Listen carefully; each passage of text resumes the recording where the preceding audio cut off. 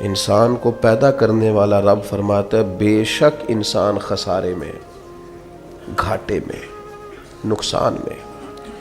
لوگ اس کو کہہ رہے ہیں بڑا سیٹ ہے، لوگ کہہ رہے ہیں بڑا کامیاب ہے، یہ بھی کہہ رہا ہے اللہ کا بڑا شکر ہے، لیکن پیدا کرنے والا رب، انسان کو بنانے والا، اس کو جاننے والا رب فرماتا ہے مجھے زمانے کی قسم ہو یہ نقصان میں ہے۔ اور خسارہ اس خسارے کو نہیں کہتے ہیں کہ لوگ کہتے ہیں میں نے کاروبار کیا تھا تو نفع نہیں ہوا، نقصان ہوا۔ خسارہ اس خسارے کو کہتے ہیں جو اصل مال بھی ضائع ہو جائے، راس المال بھی ضائع ہو جائے تو کہتے ہیں خسارہ ہوا ہے، یعنی اس کے پاس جو تھا اس میں بھی یہ خسارے میں کہ یا اللہ سارے خسارے میں ہے؟ فرمایا نہیں، الا الذین آمنوا، جن میں 4 صفتیں پائی جائیں وہ نہیں خسارے میں۔ ان میں پہلی صفت یہ ہے کہ الا الذین آمنوا، بے شک وہ لوگ جو ایمان لائے، مگر وہ لوگ جو ایمان لے آئے، جن کا ایمان مضبوط ہو، جن کا عقیدہ ہو کہ اللہ ہمارا رب ہے، وہی پیدا کرنے والا ہے، وہی رزق دینے والا ہے، اسی کی تقدیر کا غلبہ ہے، رب کریم ذرے ذرے کو جانتا ہے، اللہ تعالیٰ نے جس حال میں رکھا ہے یہی حال میرے لیے بہتر ہے۔ انسان محنت پوری کرے، نتیجہ اپنے رب پہ چھوڑ دے، اسباب سارے جمع کرے، بھروسہ اپنے اللہ تعالیٰ پہ کرے، عقائد کے لحاظ سے پختہ ہو، اور پھر اس کا عقیدہ ہو کہ بعد از خدا بزرگ تو ہی قصہ مختصر، کائنات میں سب سے عرفہ والا، عظمتوں والے، شانوں والے، بلندیوں والے، رفتوں والے، کائنات کے امام، نبیوں کے امام، رسولوں کے امام، فرشتوں کے امام، محبوب مطلق اگر کوئی ہے تو جناب محمد الرسول اللہ ہے صلی اللہ تعالی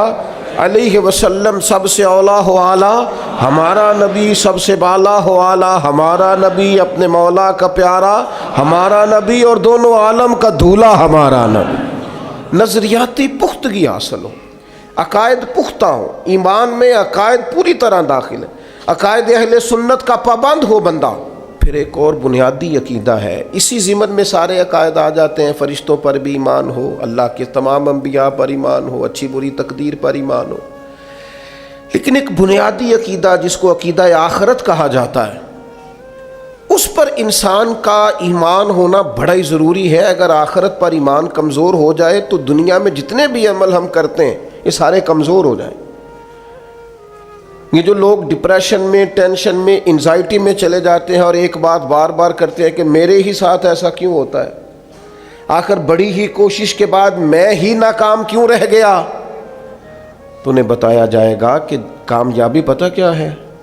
لا یستوی اصحاب النار و اصحاب الجنہ، اصحاب الجنت هم الفائزون، جنتی اور جہنمی برابر نہیں ہیں، کامیاب وہ ہیں جنہیں اللہ تعالیٰ نے اصحاب جنت بنایا ہے۔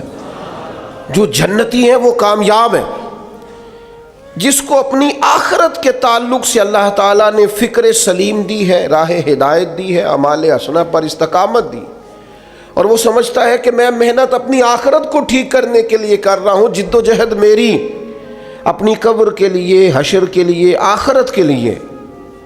آخرت پر جس بندے کی توجہ ہے وہ بندہ کامیاب ہے۔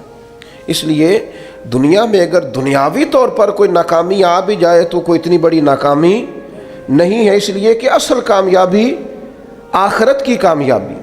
تو عقائد مضبوط ہوں، اور پھر عقائد اہل سنت کی پابندی اس کے پاس موجود ہو، نہ رفض کی طرف اس کا رجحان ہو، نہ خارجیت کی طرف اس کا رجحان ہو، اس کے نظریات ستھرے ہوں، اجلے ہوں، خوبصورت ہوں، وہ رسول پاک کی ذات گرامی کی پوری غلامی کرنے والا وہ شخص، تو اس کے نظریات اعلیٰ ہوں۔ تو فرمایا کہ انسان خسارے میں ہے، الا الذین آمنوا، مگر وہ لوگ جو ایمان لائے، وعملوا الصالحات، اور جنہوں نے نیک اعمال کیا۔ اور یہاں بات ختم نہیں ہوئی، 2 صفتیں اور بھی پیدا کریں۔ یہ 2 باتیں ان کی اپنی ذات تک تھیں، آمنوا وعملوا الصالحات، یہ 2 باتیں ان کے اپنے لیے تھیں۔ اب وہ سوسائٹی کو کیا دیں؟ 2 کام معاشرے کے لیے بھی کریں، وتواصوا بالحق، حق بات کی نصیحت کریں وہ معاشرے میں، خیر کی بات کی نصیحت کریں، وائرل باتیں نہ کریں کہ آج کل یہ موضوع چل رہا ہے تو ذرا میں اس پر بولوں گا تو کچھ ویوز میرے بھی بڑھ جائیں گے۔ वायरल बातें नहीं करे, वतवासौ बिल हक, वो हक बात की नसीहत करें, कलिमा हक कहें और हिकमत के साथ कहें। उदऊ इला सबील रब्बिक बिल हिकमा, दानाई के साथ कहें, लोगों को समझाने की नीयत से कहें, कलिमा हक उनकी ज़ुबान पर आए। और मेरे नबी पाक अलैहिस्सलाम ने फरमाया सबसे अफजल जिहाद जालिम बादशाह के सामने कलिमा हक कहना है।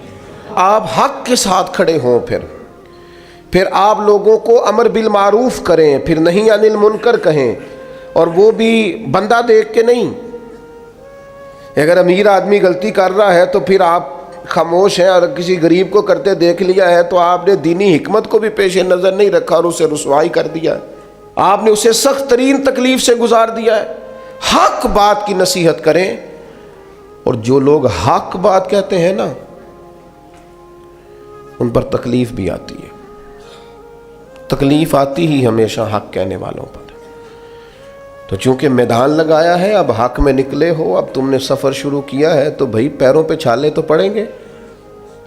सफ़र करोगे तो थकावट तो होगी, कोई रास्ता तय करोगे तो गर्द तो पड़ेगी। अगर किसी सिमत तेज़ दौड़ोगे तो मुखालिफ सिमत से हवा तो तेज़ आएगी। अब वहाँ घबराना नहीं, कमज़ोर नहीं पड़ना, थकी बातें नहीं करनी।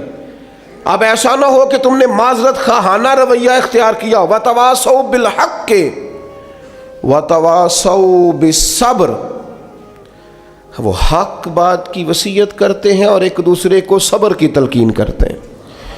4 सिफात पैदा करें तो खसारे से बच सकते हैं।